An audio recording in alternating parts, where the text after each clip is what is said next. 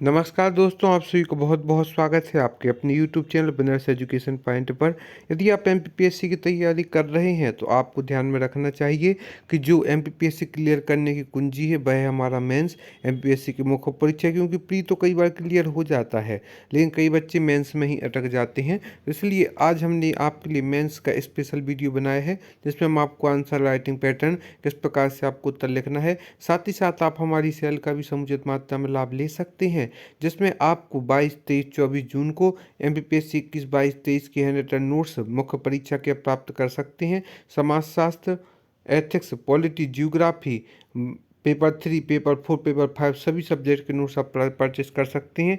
1000 रुपये में कोई भी 5 पीडीएफ आप परचेस कर सकते हैं। साथ ही आपको 50 पीडीएफ की टेस्ट सीरीज भी निःशुल्क प्रदान की जाएगी और भी कई चीज़ें आपको प्रदान की जाएंगी। तो आप इसी तरह हमारे साथ जुड़े रहें। साथ ही साथ हमारा कॉन्टैक्ट नंबर है 70 67 92 34 10। वैसे ये नोट्स अलग अलग प्राइस में आपके लिए थोड़े से कॉस्टली लगेंगे, लेकिन यदि आप इन्हें सेल के रूप में साथ में लेते हैं तो 1000 रुपये में आपको कई महत्वपूर्ण हैंड रिटन नोट्स प्राप्त हो जाएंगे और अपनी सफलता को प्राप्त कर सकते हैं। तो यह आपके लिए लाइफ चेंजिंग समय हो सकता है कि जब आप हमारे नोट्स परचेस करके मार्गदर्शन करके अपनी सफलता को सुनिश्चित कर सकते हैं। चलिए देखते हैं आज का हमारा महत्वपूर्ण विषय कैसे आंसर राइटिंग करनी है। क्योंकि अब एक्यूरेट आंसर राइटिंग का पैटर्न आ गया है।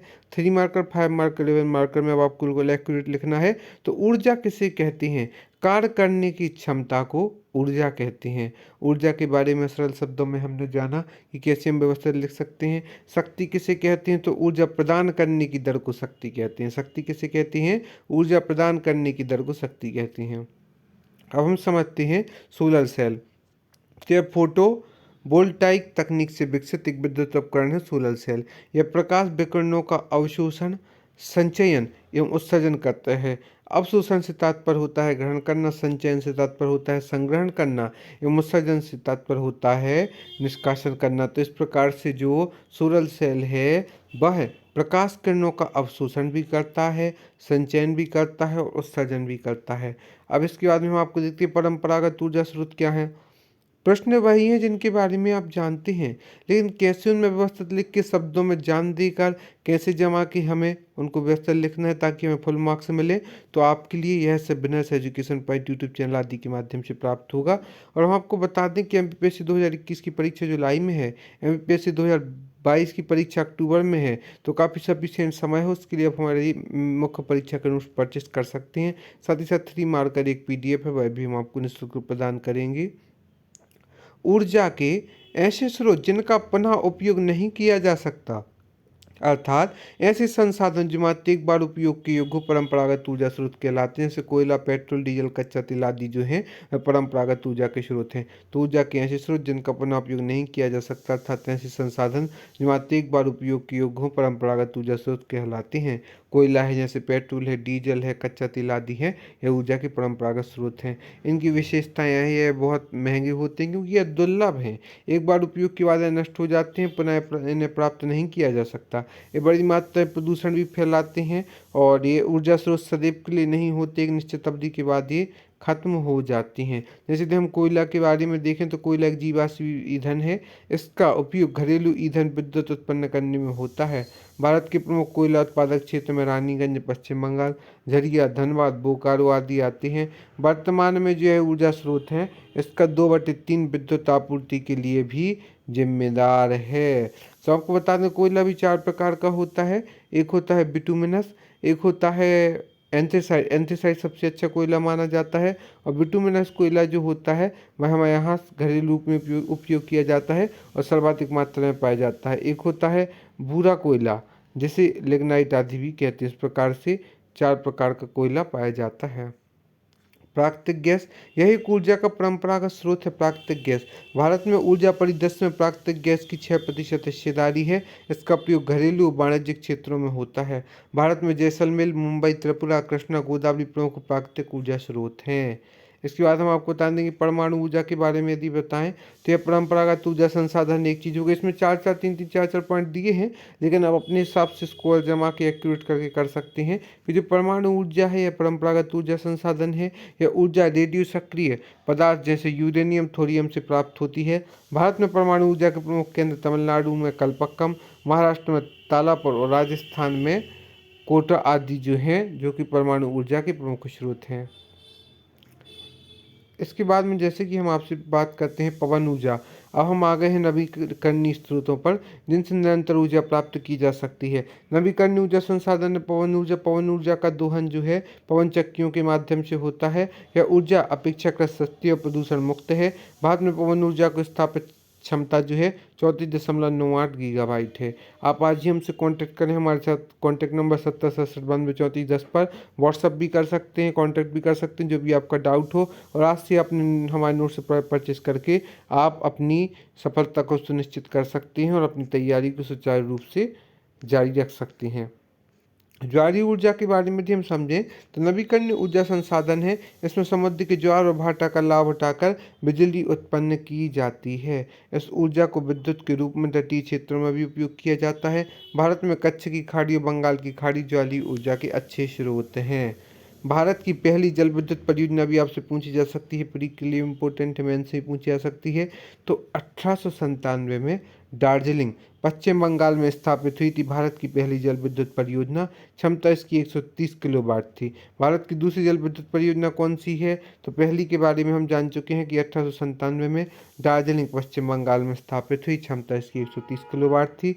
वहीं भारत की दूसरी जल विद्युत परियोजना जो थी वह शिव समुद्रम कावेरी नदी के तट पर स्थित थी। इसकी स्थापना 1902 में हुई थी। हम आपको बता दें भारत में प्रमुख जल विद्युत परियोजना कौन कौन सी, तो उड़ी, सलाल और दुलस्ती जो है वह जम्मू कश्मीर में है। इडुक्की परियोजना जो है वह केरल राज्य में स्थित है। कोयना जो है वह महाराष्ट्र में और मचकुंड आंध्र प्रदेश में है। यह कंटेंट जो है आपके प्री और मेंस और अन्य सभी कॉम्पिटिशन एग्जामों के लिए भी उपयोगी है। तो यदि आप हमारे मेंस के नोट्स परचेस कर सकते हैं तो आपकी लगभग सभी एग्जामों की तैयारी हो जाती है। तो उड़ी, सलाल, दुलस्ती जो है वह जम्मू कश्मीर राज्य की जल विद्युत परियोजना है। इडुक्की परियोजना जो है वह केरल राज्य की जल विद्युत परियोजना है। कोयना है जो है वह महाराष्ट्र राज्य की जल विद्युत परियोजना है। मचकुंड जो है वह आंध्र प्रदेश की जल विद्युत परियोजना है। मध्य प्रदेश की प्रमुख जल विद्युत परियोजनाएं जो है उसमें सबसे पहली है गांधी सागर, दूसरी है नर्मदा सागर, तीसरी है तवा सागर,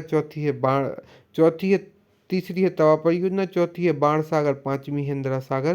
तो मध्य प्रदेश की प्रमुख जल विद्युत परियोजना है गांधी सागर, नर्मदा सागर, तवा परियोजना, बाण सागर और इंदिरा सागर। बायोगैस ऊर्जा के बारे में भी हम आपसे चर्चा करें तो बायोमास यह पौधों तथा पशुओं के द्वारा उत्पन्न की जाती है। जो पशु आदि जुगाली करते हैं उसके द्वारा बायोमास गैस उत्पन्न होती है।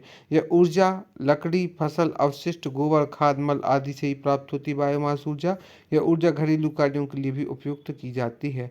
बायोगैस ऊर्जा जो है बायोगैस मेथेन, CO2, हाइड्रोजन और हाइड्रोजन सल्फाइड का मिश्रण होती है। इसका प्रमुख स्रोत जो है मेथेन होता है, जिसमें बायोगैस ऊर्जा के अग्रणी राज्य आंध्र प्रदेश, छत्तीसगढ़, महाराष्ट्र, मध्य प्रदेश, गुजरात, तमिलनाडु है। हाइड्रोजन को भविष्य का ईंधन भी कहा जाता है। बात यदि की जाए ऊर्जा संरक्षण की, किसी काम को करने में ऐसी विधि या प्रक्रम का पालन करना कि वह पूरा काम होने में कम ऊर्जा लगे तो वह ऊर्जा संरक्षण कहेंगे।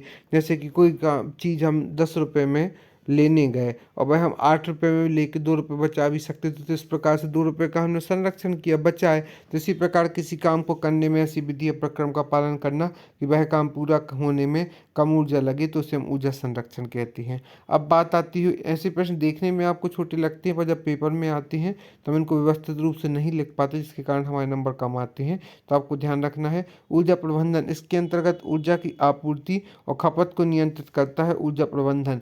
नियोजन, निर्देशन, नियंत्रण, ऊर्जा की खपत का प्रभावी और विवेकपूर्ण उपयोग शामिल है। ऊर्जा प्रबंधन जो है इसके अंतर्गत ऊर्जा की आपूर्ति और खपत को नियंत्रित करना, नियोजन, निर्देशन, नियंत्रण और ऊर्जा की खपत को प्रभावी और विवेकपूर्ण उपयोग करना ही ऊर्जा का प्रबंधन है।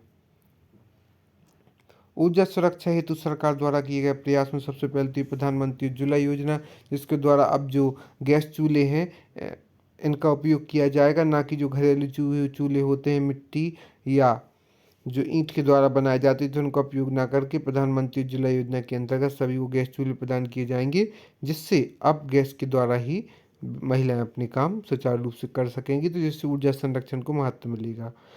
राष्ट्रीय पवन और हाइब्रिड नीति, कुसुम योजना, राष्ट्रीय सौर ऊर्जा योजना, अंतर्राष्ट्रीय सौर गठबंधन की स्थापना। इस प्रकार से ऊर्जा सुरक्षा हेतु सरकार द्वारा किए गए प्रयास निम्न है। यदि हम आपको बताएं कि परीक्षा की दृष्टि से आईएमपी चार्ट जो है कि जो प्राकृतिक गैस होती हैं वह 6%, 57% कोयला पाया जाता है, 4% अक्षय ऊर्जा, परमाणु जो है वह 1%, हाइड्रोजन 4% और 27% तेल आदि पाए जाते हैं। नाभिकीय विखंडन, नाभिकीय विखंडन के बारे में जैसा कि आप जानते हैं, इससे बड़े परमाणु वाले तत्व नाभिक न्यूट्रॉनों के प्रहार से दो छोटे नाभिकों में विखंडित हो जाते हैं, और इसमें जो है विखंडन से जैसा कि तात्पर्य होता है खंड खंड होते हैं, तो इसमें नाभिकों का विखंडन होता है और संलयन में जुड़ती हैं। इस प्रक्रिया में भारी मात्रा में ऊर्जा निर्मुक्त होती है, जैसा कि आप देख रहे हैं यूरेनियम 92-235 पर जो है परमाणु भार वाले तत्व नाभिक न्यूट्रॉनों के प्रहार से तो छोटे छोटे नाभिकों में बदल जाता है, विखंडित हो जाता है। नाभ की संलयन के बारे में जानें। इस प्रक्रिया में दो हल्के नाभिक परस्पर संयुक्त होकर गुरुत्व नाभिक का निर्माण करते हैं। सूर्य और तारों की अपार ऊर्जा का स्रोत जो है वह नाभिकीय संलयन है। इस प्रकार से आज के इस वीडियो में बहुत ही महत्वपूर्ण प्रश्नों को देखा। जैव ईंधन के बारे में जानेंगे कि फसलों पेड़ों के अतिरिक्त बायोमास के निर्माण से एथेनॉल और मेथेनॉल जैसे एल्कोहल प्राप्त होते हैं, जिसका प्रयोग ईंधन में किया जा सकता है। ये एथेनॉल जो है मकई, ज्वार आदि सरलता से प्राप्त किए जा सकते हैं। हम यदि आपसे चर्चा करें भारत में जो ज्वारीय ऊर्जा आदि की, कि भारत का पहला ज्वारीय ऊर्जा संयंत्र जैसा कि हमने पहले भी देख चुके हैं, तो भारत का पहला ज्वारीय ऊर्जा संयंत्र जो है 1962 में स्थापित किया गया था। नांगल, पंजाब में यह स्थापित किया गया था। इसके बाद हम देखते हैं भारत सौर ऊर्जा की राह में प्रमुख चुनौतियाँ कौन कौन सी हैं। तो सबसे पहली तो यह है कि यह खर्चीली प्रणाली है, कठिन भी प्रणाली है, लोगों को इसके संदर्भ में जागरूकता भी नहीं है, पूरा पैटर्न निवेश का नॉलेज नहीं है। खर्चीली प्रणाली इसलिए भी लोग इससे दूरी बनाए हुए हैं। सौर ऊर्जा उपकरणों के दाम अधिक हैं, जिसमें उपकरण उपयोग होते हैं उनके दाम अधिक हैं। सौर ऊर्जा प्लेटों को स्थापित करने के लिए जमीन की उपलब्धता में भी कमी, पर्याप्त स्थान का अभाव भी रहने के कारण यह इसके लिए चुनौती है। भारत में बने सोलर सेल कम दक्ष हैं। विभिन्न नीतियाँ और नियम बनाने के बावजूद सोलर पैनल लगाने के खर्च में कमी नहीं है। खर्चीली प्रणाली है, कठिन प्रणाली है, सौर ऊर्जा उपकरणों के दाम अधिक हैं, सौर ऊर्जा प्लेटों को स्थापित करने के लिए जमीन की उपलब्धता में कमी है, भारत में बने सोलर सेल कम दक्ष हैं, विभिन्न नीतियाँ और नियम बनाने के बावजूद सोलर पैनल लगाने में खर्च में कमी नहीं है। इस प्रकार से हमने आज के इस वीडियो में बहुत ही महत्वपूर्ण, जैसे कि हम बताए थे आपको, पीट कोयला, कोयले की 4 श्रेणियाँ होती हैं। एंथ्रासाइड में 85% से अधिक कॉर्बन होता है। बिटुमिनस जो सामान्यतः देखा जाता है घरेलू कार्यों में उपयोग होता है 70 से 85% होता है। लिग्नाइट जिसे भूरा कोयला भी कहते हैं, इसमें 65 से 70% होता है। पीट कोयला में 50 से 60% तक कॉर्बन पाया जाता है। इस प्रकार से और भी जो है ऊर्जा से संबंधित कंटेंट हम देखेंगे, और आप भी हमसे हमारे साथ जुड़े रहें। और आज ही आप हमारे यहाँ नोट्स परचेस करें मुख्य परीक्षा के। यदि आप सीरियस हैं तो आपको तैयारी व्यवस्थित सुचारू रूप से करनी होगी, निरंतर लगे रहना होगा, तभी आप अपनी सफलता को प्राप्त कर सकते हैं। तो आज ही हमसे जुड़ें और साथ ही साथ हमारी महत्वपूर्ण PDF परचेस करें।